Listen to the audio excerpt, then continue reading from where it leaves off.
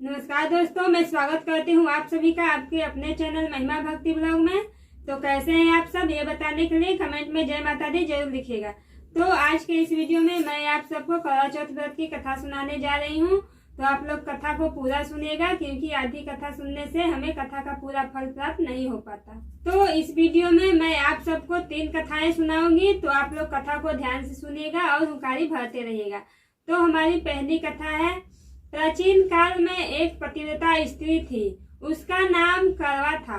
वह अपने पति की सेवा करने में कभी कोई कमी नहीं करती थी। एक बार कार्तिक कृष्ण पक्ष की चतुर्थी के दिन उसका पति नदी में स्नान कर रहा था, तो एक मगरमच्छ ने उसका पैर पकड़ लिया और नदी में ले जाने लगा। तब उसका पति जोर जोर से करवा करवा कहकर अपनी पत्नी को मदद के लिए पुकारने लगा।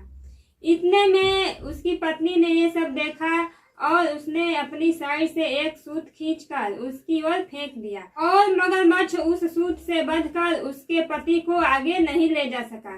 करवा ने फिर धर्मराज को पुकारा। उस पतिव्रता की पुकार पर धर्मराज वहां पर उपस्थित हुए और बोले, हे पतिव्रते, बोलो क्या चाहती हो।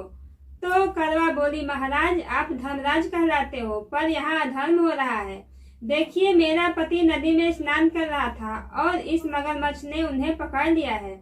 आप उसे मारकर मेरे पति को बचाएं। यमराज बोले, हे पुत्री, मगरमच्छ की आयु अभी मरने की नहीं हुई है, अभी इसका आयु शेष है, इसलिए मैं इसको मृत्यु नहीं दे सकता। तो करवा बोली, महाराज आप धर्मराज हैं, आपका धर्म दुष्टों को दंड देने का है, फिर आप ऐसा क्यों नहीं करते। तब धर्मराज उसकी बात सुनकर मौन थे। तब करवा फिर से बोली, तो मैं ही मगरमच्छ को नदी सहित नष्ट कर देती हूँ। तो यमराज बोले, ऐसा मत करो पतिव्रते, नदी के नष्ट होने पर तो सभी प्राणी दुखी हो जाएंगे। ऐसा कहकर उन्होंने उसके पति को छुड़ाकर मगरमच्छ को सीधा यमपुरी भेज दिया और कहा, हे देवी, आज कार्तिक कृष्ण पक्ष की चतुर्थी है, श्री गणेश जी की ही पूजा का दिन है। तुम्हारे करवा नाम से गणेश चतुर्थी प्रसिद्ध होगी। इस दिन जो सुहागिन महिलाएं अपने पति के दीर्घायु के लिए चंद्रोदय होने पर अर्घ्य देकर पूजा करेंगी, उनके इस व्रत के प्रभाव से समस्त मनोकामनाएं पूर्ण होंगी। और आज तुम्हारा पतिव्रत धर्म भी धन्य हुआ, तो तुमने अपने पति के प्राण बचाए। और उसी समय से ये करवा चौथ व्रत पतिव्रताओं में प्रसिद्ध हुआ। हे चौथ माता, जैसा पुण्य फल पतिव्रता करवा को आपने अपनी कृपा से प्रदान किया, उसी तरह समस्त पतिव्रताओं को उनके करवा चौथ व्रत का फल प्रदान करें, उनके पतियों को दीर्घायु एवं सुख प्राप्त कराएं। बोलो चौथ माता की जय, श्री गणेश भगवान की जय। अब करवा चौथ व्रत की पहली कथा समाप्त होती है। अब करवा चौथ व्रत की दूसरी कथा प्रारंभ हुई। यह कथा सती द्रौपदी द्वारा किए गए करवा चौथ की व्रत कथा है।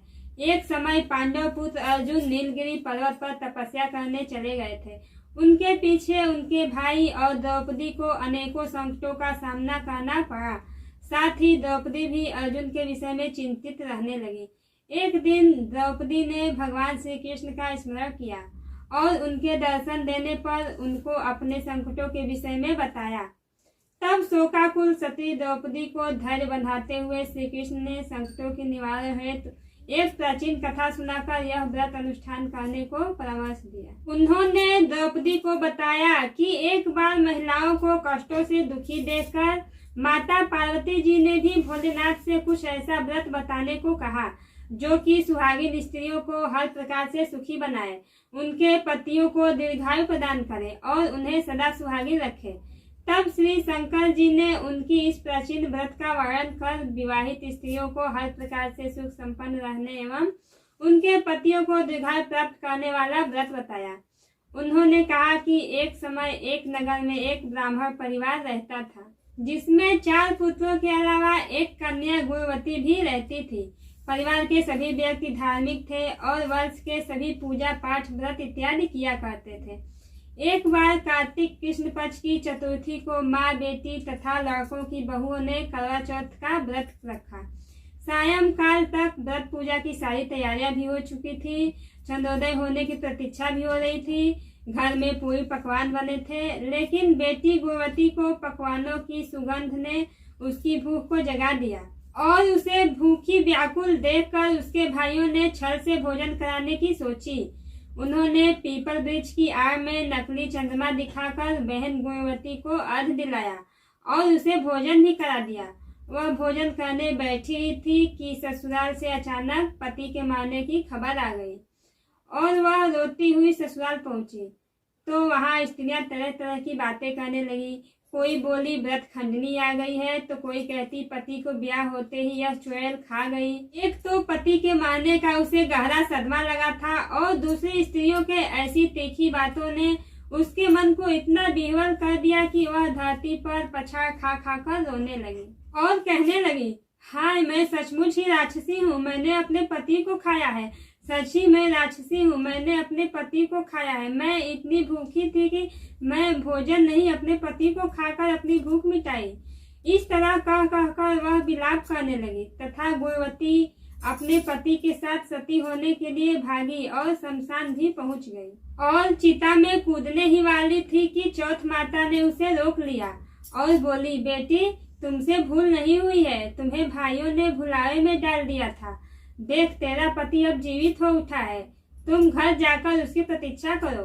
गुणवती घर पहुंची तो पति वहां बैठा मिला और घर में चारों ओर खुशियां छाई थी। स्त्रियां कहने लगी कि गुणवती का पतिव्रत धन्य है और सत्य है। तो गुणवती सहित सभी स्त्रियों ने भी अगले वर्ष से करवा चौथ व्रत आने पर विधि पूर्वक पालन करने का निश्चय किया। कार्तिक कृष्ण पक्ष में जब फिर करवा चौथ आई तो गुणवती ने सही भांति विधि पूर्वक व्रत किया। श्री कृष्ण जी बोले, हे द्रौपदी तुम भी इस व्रत को करके अपने समस्त कष्टों को दूर कर सकोगी। यह कार्तिक मास अगला ही मास है। तुम करवा चौथ व्रत को विधि पूर्वक करोगी तो अपने सभी संकटों से मुक्त हो पाओगी। बोलो चौथ माता की जय, बोलो श्री गणेश भगवान की जय। करवा चौथ व्रत की दूसरी कहानी समाप्त और अब करवा चौथ की तीसरी कहानी प्रारंभ। एक ब्राह्मण था, उसकी 7 बहुएं थी। 6 बहुओं के मायके वाले बहुत ही अमीर थे और इसी कारण ससुराल में उनका बहुत ही मान सम्मान था। परंतु छोटी बहू के मायके में कोई नहीं था, वह बिल्कुल अकेली थी और इसी वजह से वो घर का सारा काम काज करती और उसे कोई भी प्यार नहीं करता था, उसे सब दुत्कारते थे। तीज त्योहारों पर जब उसके मायके से कोई न आता तो वह बहुत ही दुखी होती थी। हर वर्ष की तरह इस वर्ष भी करवा चौथ का व्रत आया। अन्य बहुओं के मायके से उनके भाई करवा लेकर आए और सारा सामान लेकर आए, पर छोटी बहू के मायके में कोई होता तब तो कुछ लेकर आता। सास भी छोटी बहू को खरी खोटी सुना रही थी और वह दुखी होकर घर से निकल पड़े और जंगल में जाकर रोने लगी। एक नाग बहुत देर से उसका रोना सुन रहा था और वह अपने बिल से निकल आया और छोटी बहू से पूछने लगा, बेटी क्या बात है, तुम क्यों रो रही हो? तब छोटी बहू पहले तो बहुत डर गई और फिर साहस कर बोली, आज करवा चौथ है, मेरा कोई भाई नहीं है। यदि कोई भाई होता तो आज मेरे लिए करवा जरूर लेकर आता। तब नाग को उस पर बहुत दया आई और नाग ने कहा, बेटी तुम घर चलो, मैं अभी करवा लेकर आता हूँ। थोड़ी देर बाद नाग उसके ससुराल पहुंचा। तब ससुराल वालों ने इतना सामान देखकर चकित हो गए और सास भी बहुत प्रसन्न हुई। सास ने प्रसन्न मन से छोटी बहू को नाग देवता के साथ उसके घर भेज दिया।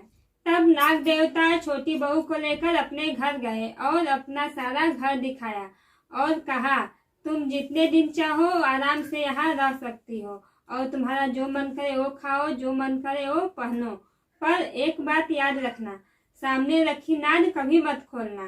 तब छोटी बहू आराम से उस महल में रहने लगी, पर उस नाद को देख देख कर वह दिन भर सोचती रहती। एक दिन जब घर में कोई न था तो उसने नाद को उठाकर देखा तो उस नाग के हजारों छोटे छोटे सांप के बच्चे इधर उधर रेंगने लगे। तब उसने जल्दबाजी में नाद को ढक दिया और जल्दबाजी के कारण एक सांप की पूंछ नाद के नीचे आकर कट गई। और शाम को जब नाग अपने घर पर आया तो छोटी बहू ने उसको सारी बात बताई और अपनी गलती भी स्वीकार कर ली। नाग देवता ने उसे क्षमा कर दिया और फिर उसके बाद छोटी बहू अपने ससुराल जाने की इच्छा करने लगी तो नाग देवता ने उसे धन रत्न आदि देकर विदा किया और छोटी बहू ससुराल में अब उसकी बड़ी इज्जत होने लगी। और जिस सांप की पूंछ कटी थी उसे सभी बंडा कहकर तंग करते थे। एक दिन उसने अपनी माँ से पूछा कि मेरी पूंछ कैसे कटी है? माँ ने कहा कि छोटी बहू के नाद उठाने पर और जल्दबाजी में रखने पर तुम्हारी पूंछ कटी। तो वह बोला कि मैं छोटी बहू से बदला लूंगा। माँ के बहुत समझाने पर भी वह एक दिन चुपचाप छोटी बहू के घर जा छुपा और मौका पाकर उसे काटने की सोचने लगा। वहाँ छोटी बहू और उसकी सास में किसी बात पर बहस हो रही थी। तो छोटी बहू जो थी कसम खा खा कर कह रही थी कि मैंने ऐसा नहीं किया। वह कह रही थी कि मुझे बंडा भैया से प्यारा कोई नहीं है, मैं उसी की कसम खाकर कहती हूँ कि मैंने ऐसा नहीं किया है। तब बंडा सांप ने जब यह बात सुना तो वह सोचने लगा कि जो मुझसे इतना प्यार करते हैं मैं उसे ही काटने आया हूँ। वह चुपचाप घर चला गया और जब घर पहुंचा तो उसकी माँ ने पूछा कि ले आए अपने बहन से बदला। तो वह कहने लगा, माँ बहन से कैसा बदला। तभी से बंडा और छोटी बहू दोनों भाई बहन हुए और भाई प्रतिवर्ष चौथ के दिन करवा लेकर जाता और बहन बड़े प्यार से करवा चौथ का व्रत करती। तो हमारी अब कथा यहीं पर समाप्त होती है। तो बोलिए करवा चौथ माता की जय, श्री गणेश भगवान की जय, भोले बाबा की जय, पार्वती माता की जय। तो दोस्तों हमारी ये कथा आपको कैसी लगी? अगर अच्छी लगी हो तो वीडियो को लाइक करके चैनल को सब्सक्राइब जरूर कीजिएगा और बेल आइकन को प्रेस जरूर कीजिएगा ताकि मेरे आने वाले हर वीडियो का नोटिफिकेशन आप तक सबसे पहले पहुंचे।